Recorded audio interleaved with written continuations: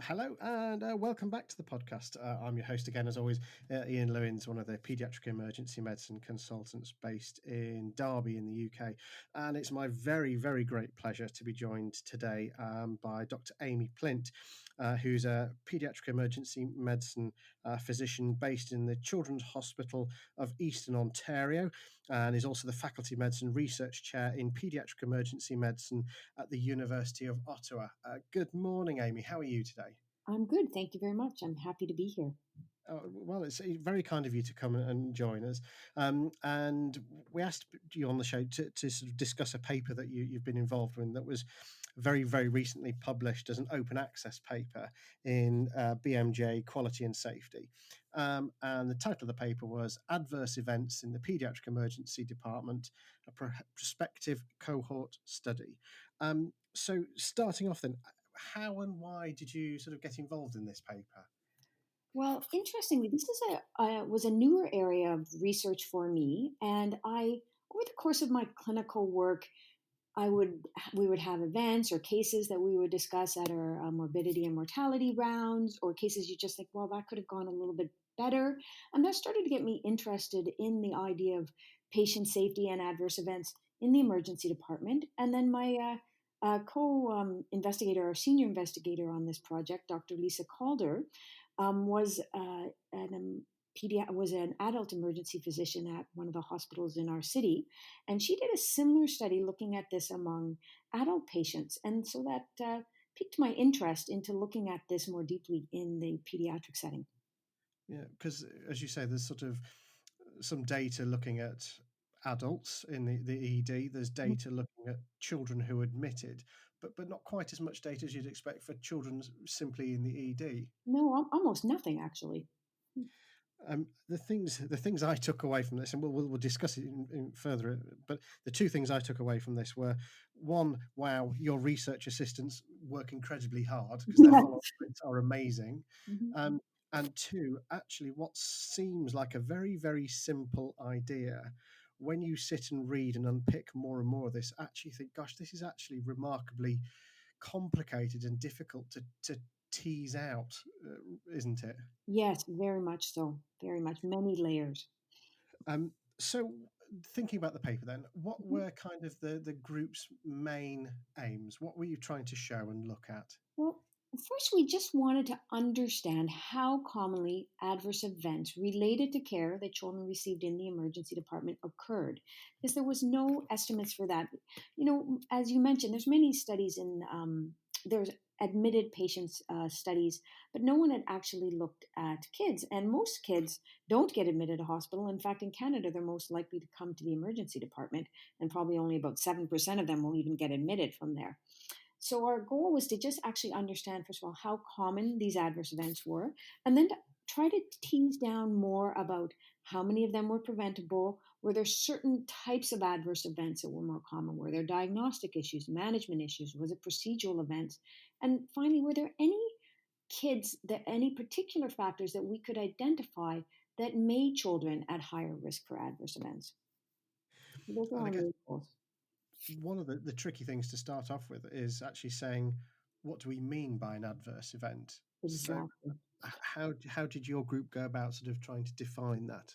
So we took a broad patient oriented perspective as to what an adverse event is. So, an adverse event is an sorry here an adverse event is an injury or a less than ideal outcome related to care provided in the emergency, related to care the patient received, rather than related to the illness per se. And many hospital studies have focused on the need to have an intervention for a patient to have an adverse event. But we Yeah. took a broader perspective that didn't necessarily need to have an intervention. But if you were a patient and you had 3 or 4 more days of symptoms, or had to have repetitive visits to a hospital or a healthcare provider to have your correct diagnosis and correct treatment, in fact, that was an adverse event. And I guess I had actually said, we define them as an injury, but really it should be unintended harm to the patient, because an injury has certain different connotations, but an unintended harm to the patient related to the healthcare provided rather than their underlying condition. So those are kind of your primary outcomes and your Mhm. secondary outcomes. So how did you kind of go about deciding who you're going to roll and how you enrolled them? Well, we took a very, I would say, hopeful approach in that we decided to try to recruit every single patient that presented to the emergency department on the day that we had study shifts. And what we did is we chose 28 shifts over the course of a 1 year period, and we selected days, evening, nights, weekends, weekdays. And then we had research assistants in the emergency department who approached every family that we could as they came into the department. Now, some children were obviously much too sick to be approached. So those children who were in a life-threatening situation or perhaps were in severe mental distress, we wouldn't have approached those families. But our goal was to approach every patient and ask them if they would be interested in participating in the study.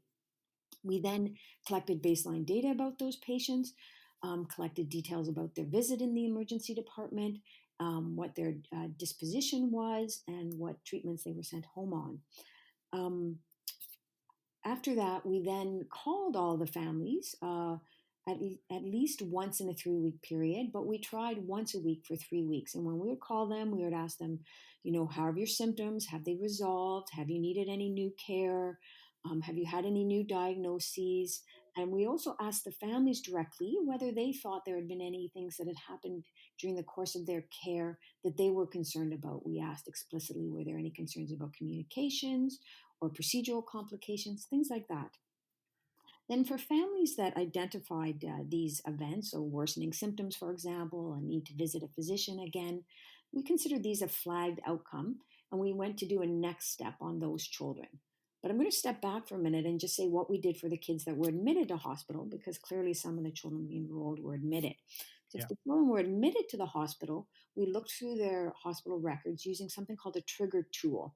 We used the Canadian Pediatric Trigger Tool, which is a validated tool where you look for certain events in the patient's record, for example, the need for a transfusion or transfer perhaps to a higher level of care, so from the ward to the ICU and unplanned surgery. And we would call these triggers. So if you had a trigger, that meant you were also at risk of an adverse event. So every patient who had a flag, so a family identified an event but related, and any patient admitted who had a trigger, we then undertook something called creating a narrative summary. And this was quite an extensive work where an experienced nurse took the chart and created a summary of the experience. So, a summary of their experience in the emergency department with lots of details, summary of what came out of a telephone call, if they'd been admitted to hospital, those sorts of things. And then those summaries were available to three physicians. Three physicians then read those summaries, unaware of the patient's name or who the treating physician was. And then they had to look through the cases and decide whether, in their mind, the events that were described could be adverse events. And the way we determined that was if you said that there was a greater than 50-50 chance that the outcome that the patient described was related to the healthcare received rather than the illness, and then two of the three physicians said that that was considered an adverse event.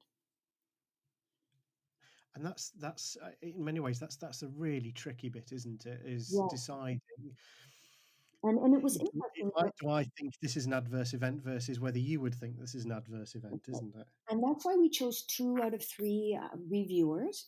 We also did something else where if one reviewer felt very strongly this was an adverse event, so we call that a score of 5 out of 6, but the other reviewers felt that it was like not an adverse event, we Mm. actually had a discussion of the case. And those were very interesting because it let the person who felt that there had been an issue speak about it. And then we had a chance to rescore our scores to determine whether or not perhaps one of us had just overlooked something or perhaps one of us had a very different perception of the care.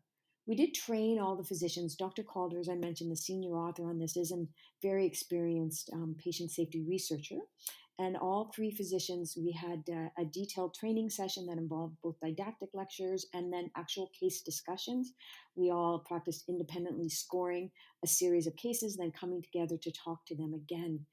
And what was very interesting in this process, because I reviewed every single one of these cases as well, is putting yourself in the mindset of recognizing things truly from the patient perspective, but also critically thinking about the way we provide care. So, for example, perhaps you miss something on an x ray, a fracture or something, the patient goes home. You call them back the next day when it's read correctly and they have to come and put their cast on. Mm. And, perhaps they've only had an extra day of symptoms and they've only had to come back and you caught it through your quality safety mechanisms. Well, that's great. But in an ideal setting, the patient wouldn't have suffered an extra day. They wouldn't have had to come back, and perhaps you'd have real time radiology reading. So, sort of putting yourself in the mindset of what would be the ideal situation, maybe not just what you're able to provide. And it's interesting, isn't it? Because the perception of physicians of an adverse event versus maybe the child or the Mm. parent, maybe they'd have potentially different perceptions as well. Yes, yes, and I it was, don't know. no, you're very right. It was very much a learning process for all of the reviewers to really put ourselves sort of outside of the, oh well, nothing really bad happened to the patient, Mm. the mindset, and really try to critically look at were the events that happened, was there a chance to do something better? And I think that was sort of the mindset to think about. And did the patient, in fact, suffer some degree of unintended harm? Didn't have to be severe, but some event of unintended harm. Yeah, and I don't know if you can recall, but sort of looking back, was there largely reasonable agreement between all three reviewers Yes, when thinking yes, about adverse events? yes, there was. There was. As I said, two of three of us had to agree. And then whether or not, when there was sometimes this sort of quite striking differences in the scoring, having a chance to discuss it usually brought us to the same point. And I think one of the things that I found really helpful in this paper was there's a big box, sort of several Mhm. pages in, which gives examples of the sorts of adverse Exactly. events Mhm. that you said this is an adverse event and this is not an adverse event, and actually that made it much, in my mind, much easier to understand, I guess. Yes, yes. It's interesting. As we scored through, I kept these sort of categories in our heads as we went through as to where could this possibly fit, and was there a chance to have done better? Yeah. Mhm. Um, you spoke, and the group took this sort of a cut-off of kind of 3 weeks Mhm. after presentation. That's right. How did you arrive on that sort of On that. allowing up to 3 weeks? Well, we chose 3 weeks because research that had been done in the adult emergency department showed that the vast majority of adverse events had happened by 3 weeks. So we felt that it was reasonable to go several weeks out. We did find in the end that most of the adverse events were in that first few days after ED care, but some were later. Um, and I'm glad that we did go farther out because it gave us a chance to sometimes look at those cases where patients have presented back to your emergency department 3 or 4 times. And then when you look through the whole path, you can see that in fact, right from the beginning, perhaps there was some level of sort of diagnostic anchoring or something that contributed, where if we'd only followed out to a week, we would have missed some of those events. Yeah. Um, the other bit that sort of just popped into my mind when I was reading through this was for families where there were significant language barriers, Mhm. they were sort of excluded from this Yeah, study. they Um, will. Yes. I mean, because I guess potentially this is a group where they're even more at risk of adverse events, aren't they? Absolutely. Now, interestingly, in our study population, very few people were excluded. It was about 5%. We're a bilingual city, French and Yeah, English.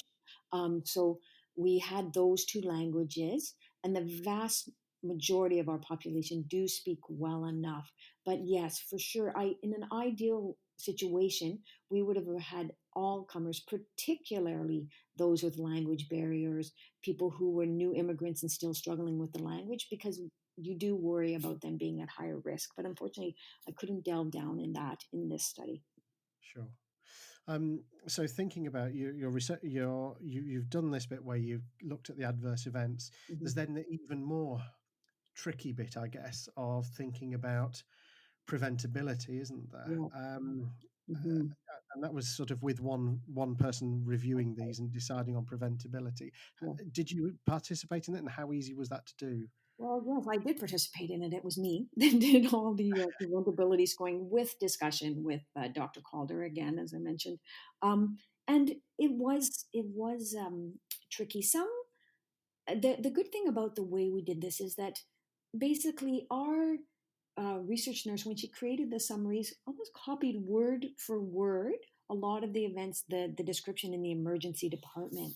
So that lets you sort of look at it with an eye of what exactly the physician knew at that point or was able to record. Um, and of course, you have some hindsight bias because you know what Yeah. happened to the patient. Um, but we tried to decide whether the treatment would have been considered within the standards of what we would have um, anticipated um, in terms of determining preventability. And some of the things would be, for example, let's say the child had an intravenous placed. The IV, there's no documentation that anybody had looked at it for 5 hours. And in our Mm. hospital, it's supposed to be a once a hour check. And the child had a significant interstitial IV with a big swollen puffy arm. It resolved, they had no long term issues. But we would have considered that a preventable adverse event because the standard of care would have been to be checking it every hour. And you'll notice in the example box that I give in the paper, I do talk about sort of an interstitial IV that was checked at an hour and was found to be interstitial. So for that, we would have considered that an adverse event, but a non-preventable one. We followed within the standards. Nothing had been ringing off. There hadn't been concerns raised. But a child who's sitting in your emergency department for 5 hours and it appears that no one has checked their IV and they had an interstitial IV, we would consider that a preventable adverse event. Yeah. So it would be that sort of, we'd look at what would be the accepted standards, one that we would aim to hold. Yeah. When you were looking at Mm-hmm. these narrative things, one question I had was the sort of grade of the physician or the nurse practitioner seeing the child documented, and was that something that you were interested in looking at? Yes, we did look at that. Who was the first level of the first physician seeing the patient? And interestingly, just because of the way our system works, usually the first person seeing the patient was actually a staff physician rather than a learner. Just our learners here in Canada, I think it's a bit different than in the UK. We have people who are just out of med school in their first few months of residency. So we also have people who are much more senior, obviously 4 years in, but often as a result, those people are seeing less patients than the staff physicians.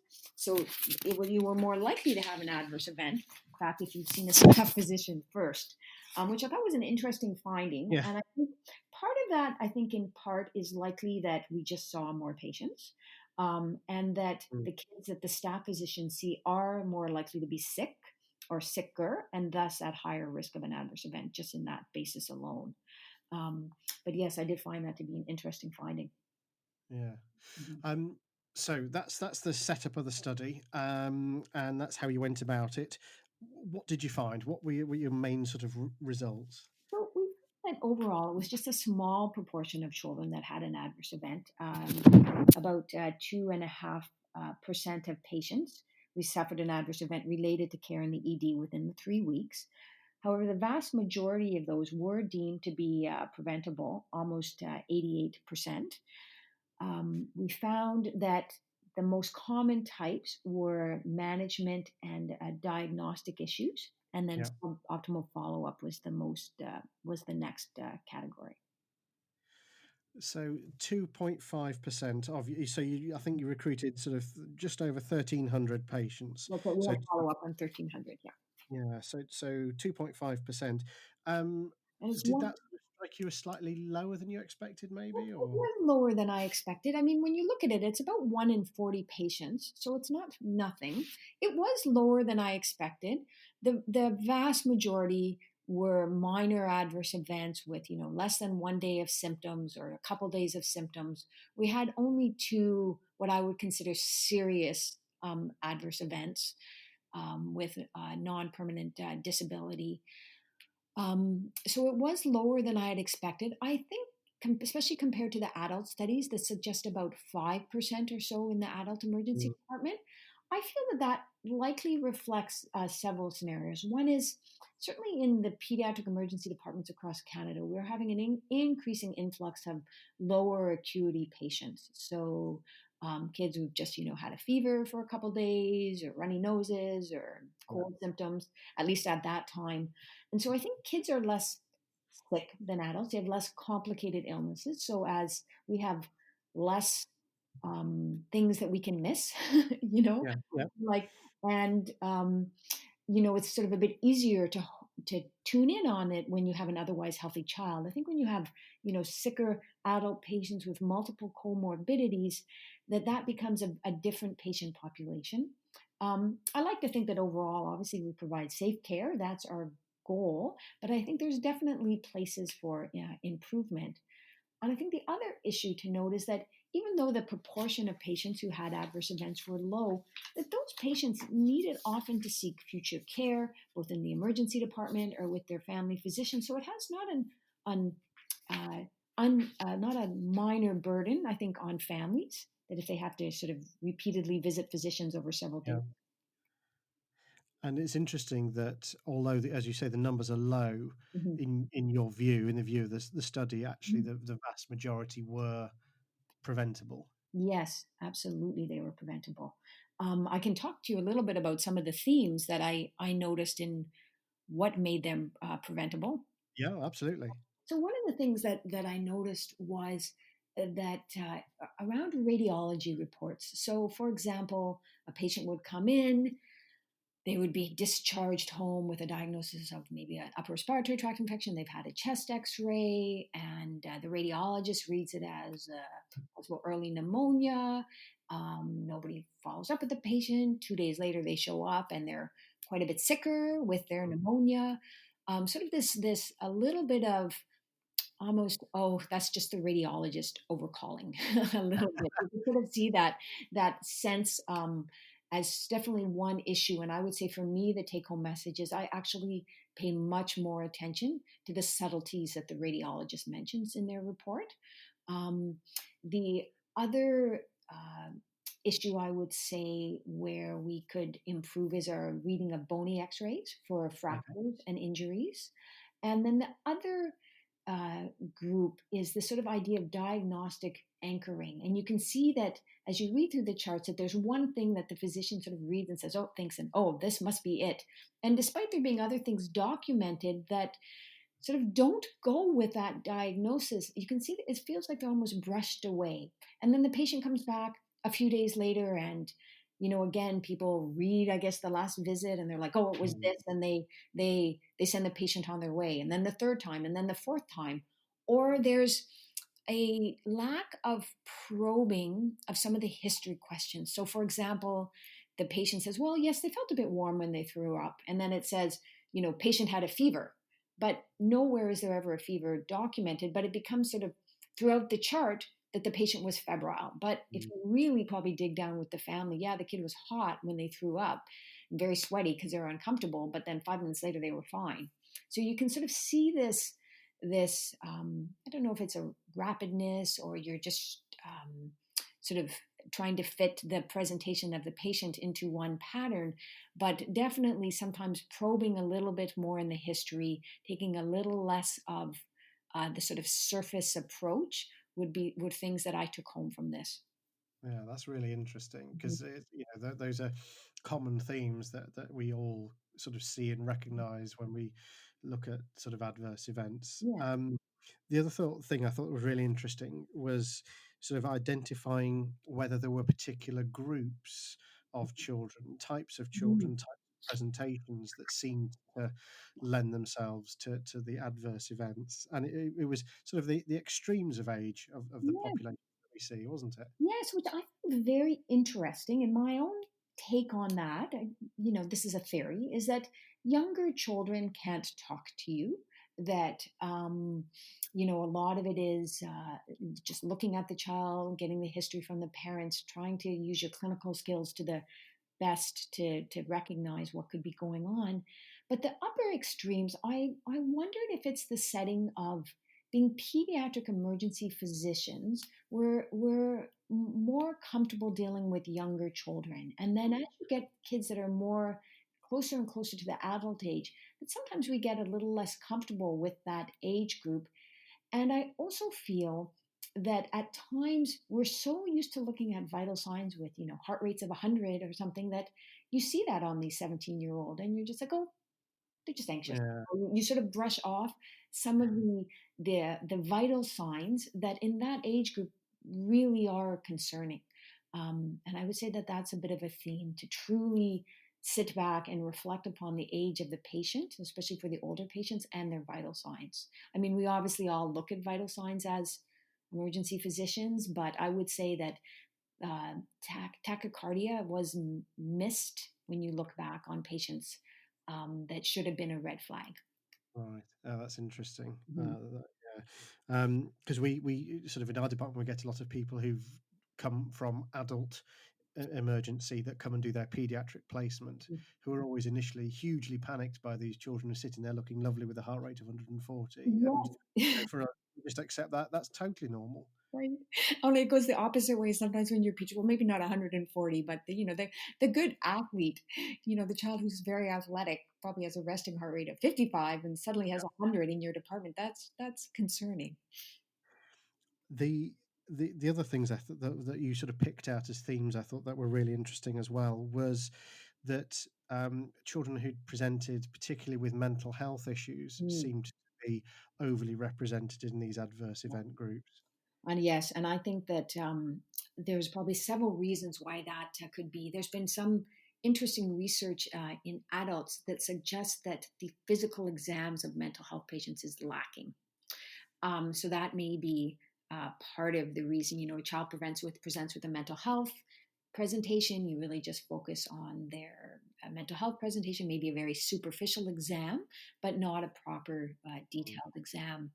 I think that people perhaps may have more struggles interacting with those patients, maybe pulling out the information. They may have some biases that perhaps it's the child's mental health condition that's presenting, where in fact maybe there is an underlying mental health condition. For example, the mental health patient who's perhaps very well known to your emergency department, who presents with abdominal pain, and for some reason no one notices that the urine is actually very positive for a urinary tract infection, and the patient is discharged with functional abdominal pain, and that sort of a situation where you think there's probably some level of an unconscious bias, perhaps, or I mean, this is me interpreting, but Yeah. thinking about the realities of human nature. And when we're in the emergency department with certain patient populations, I think it's really important to reflect that on those populations. And for some of the mental health patients, the adverse events could be at a mental health level. They're not all sort of at the sort of more physical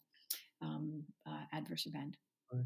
Yeah, that's interesting, and I think very true, sort of universally. The other bits when we're thinking about sort of demographics is not just of the patient themselves, but also the how busy is the department, what's the crowding effect, and also does the sort of is the weekend effect exist? And you guys looked at that as well, didn't you? Yes, and in fact, the weekend was protective, which was fascinating to me, Really? and I have no idea why, because no one else has shown that, which is surprising to me. We're just as busy on the weekends as weekdays, so I'm not sure if that's just an artifact, if we would find that in a bigger study or what. Why exactly that would be, I found quite puzzling. Hmm. But we did find that patients who presented by ambulance were probably at higher risk too, although we don't have a large number of those patients. I mean, that's not surprising. Those patients are sicker, they're more complicated. Yeah, and in terms of sort of the measures that you as sort of surrogates of Okay. crowding, Yes. um, you didn't really demonstrate any No, differences. we didn't. Although crowding is a very difficult concept to capture, I find, Mm. especially in the emergency department. In the adult emergency departments, they say that it's not the number in your waiting room, it's the number awaiting inpatient beds. But in a Yeah, pediatric setting, all those patients waiting in the waiting room and in the hall and sitting on stretchers actually is the bigger issue in a pediatric emergency department in our setting. And there is actually sort of a, I want to say, a distraction of those patients that I believe do probably make people at higher risk. We were not able to capture that in this study, um, but it is a single center study with no, I would say, great validated measure of crowding in the emergency department. One thing that was suggested to me to use as a measure of crowding is to actually ask the charge nurse for the day, do you think the department is overcrowded? And to track that as a yes no variable. Um, but we did not find that in this study. I think most physicians can tell tales of feeling the effects of crowding on their patient care, but we were not able to capture that in this study. So, in conclusion, in sort of summary, what do you think were the kind of take home messages, both for your department and that for other departments that we could sort of take away and have a think about and try and put in quality improvement projects? Well, I think the big one would be to make sure you have a quality improvement mechanism or quality assurance mechanism around your radiology reports. So that, I mean, it's not ideal for the patient to go home and have to come back and have a cast, but clearly that is an issue, and we need to make sure we have a good mechanism that those reports are fed back and responded to in a timely manner. We have a program at our hospital where you place your report. We call it our wet read into the computer system for radiology. The radiologists, when they do all their readings, if there is a discrepancy, send an immediate note to our follow-up nurse, who is then notified and able to deal with that report. So I think that's a very important measure. I think most hospitals probably have that. I think as physicians, I'm a pediatric emergency physician, as are my colleagues, and we still miss things on X-ray. So I think it speaks to the importance of continuing medical education on that. I think that reflecting on, especially the patient who's returning to the emergency department, to really step back and think again. So, for example, at our hospital, we have a flag that lights up on our tracking board when the patient is a return visit within a certain number of days. Mm. So that's sort of like an extra clue to you to pay extra attention to that patient. And I think those would be the main areas. And I guess to just be sure, in amongst all of the things where everybody's fine, to not use that as a reason to not fully explore a history with the patient in enough detail to make sure you're not missing something. I think those would be my sort of take home messages from this. I would say overall we have very, I think safe care. The events that happen, many are caught through our quality assurance mechanisms. The vast majority of patients have very minor adverse events, but they do happen and there are opportunities for improvement. Yeah, absolutely. And I think that I guess another question that we could debate forever is what what is an acceptable level of Yeah. uh, adverse events? Do we Mhm. take as zero, or are we just sort of thinking that's completely unrealistic? And actually, 2.5% is not bad. No, it's not bad. I was happy as a person working in this department. I feel that, we provide safe care, but I did see opportunities for improvement, and in areas that are not actually that difficult to improve upon, right? I mean, obviously, it's perhaps a simplistic approach, but because patient safety is so multifactorial, but there are certain things that we can, as physicians, think about, right? The repeat ED visit, read that x ray report carefully. Don't just sort of dismiss it out of hand as, oh, overreading. I think that those are important issues. Yeah, absolutely. And I thought this is a really interesting paper, and I would encourage anybody to go and read it. It's in the BMJ Quality and Safety, and really importantly, it's open access, so anybody can go and have a look at it. Amy, thank you so much for joining us today. That's been really interesting to talk through. Thank you. It's been lovely to talk to you too.